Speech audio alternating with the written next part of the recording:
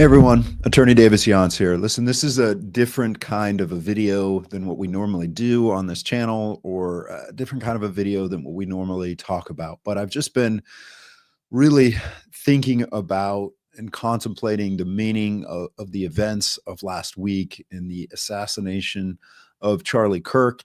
And I just thought it was appropriate, and maybe it will be meaningful to share just some information and just some personal thoughts about what happened. Not that I'm anybody that matters, not that anything I have to say matters, but I think it is one way in which we can go through the grieving process and honor an American hero like Charlie Kirk, someone who had such a powerful influence and who God is using to continue to have an influence on our nation through his martyrdom. So I just want to start out and say, for anyone who happens across this video who does not understand who Charlie Kirk was or what he stood for, just understand this.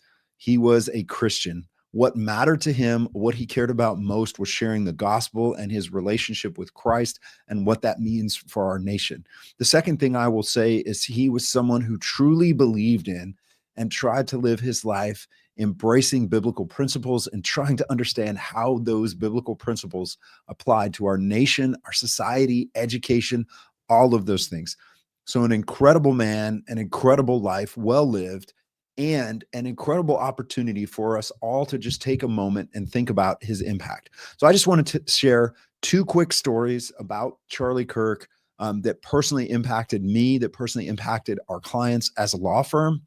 And I just think they're stories that should be shared so you can understand who he is. So I want to start first with the story of Michael Cassidy. Now, many of you may not remember, Michael Cassidy was a Naval Reserve officer who went to Iowa and tore down the Baphomet statue, the Satan idol that was set up in the state capital of Iowa. When so many other people were afraid to do the right thing, were afraid to push back against that obscenity, that evil thing that was happening in the state of Iowa, Michael Cassidy was a man who stepped forward, sacrificed potentially his naval career, his very freedom and liberty by doing what he did, and he tore down that statue. And one of the very first people to reach out and support Michael Cassidy in his legal defense and support what was being done and what he stood for was Charlie Kirk and the TPUSA organization. They were instrumental in raising funds and defending him. And again, remember what the result is. Ultimately, all charges against Michael Cassidy were dismissed through a diversion program. And when Michael Cassidy went to a board of inquiry, which was the Navy's way of trying to kick him out for being a violent religious extremist, we were successful at that hearing. And that took resources, that took political support, and that took monetary resources. And Charlie Kirk was there, his organization was there, making it possible to ensure someone like Michael Cassidy, who stood for the same values as Charlie Kirk, had the defense he needed. The other story I wanted to share was more personal. For me, as I was coming to the end of my military career, I was very personally fighting in the unlawful COVID mandate and the purge that was happening of Christians in the military who were filing religious accommodation requests that were being summarily denied in violation of the Constitution when it came to the COVID mandate. During the heat of that fight, I'll never forget this, during the heat of that fight, on one of the hardest days when I was talking to hundreds of military members every day, trying to help them, trying to fight for them, we didn't know what this fight was going to look like. I received a message from Charlie Kirk and his staff, and I can't remember who sent me the email, but I'll never forget receiving the email. And it said, "Charlie wants you to know you have our support. We're praying for you." And then what they did, and to me, it's just, and maybe it was a simple, small gesture to Charlie Kirk and their organization, but they sent me an autographed copy of his book. And now this has become something that will be something I treasure, something I think about, something I look at. It doesn't even matter which book it was. The fact that he took the time to autograph this book and have it sent to me when I was just one military officer among so many that was fighting back against what was happening to Christians in the military, to patriots, to anyone that was willing to speak their mind in the military during that time frame. So again, I never met Charlie Kirk. I never had the opportunity to interact with him or shake his hand or thank him. But my life and the lives of my clients were forever impacted by this. And I can tell you that my family will be involved in a TP USA chapter in the future. And I can tell you it's having an impact on the people around me, the young people in my life.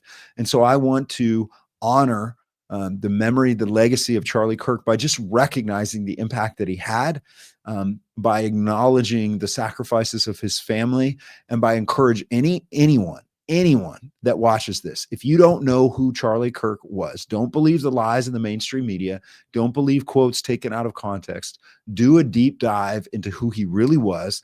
Listen to the people that knew him best. And what you'll find out is that he was a Christian who was assassinated because of his Christian faith and his unwavering commitment to biblical principles. My hope is that that will inspire you to be willing to, if you are not a Christian, to understand why it is that Charlie Kirk was willing to give his life for what he believed in, and why the people that are following in his footsteps and following his legacy are willing to do the same.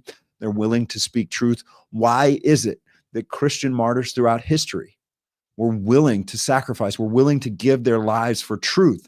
It was out of love. It was out of care. It wasn't about hatred. It wasn't about anything other than understanding Christ's love and praying that we could be salt and light in this world because we care and love our neighbors. So understand that, understand the history of that.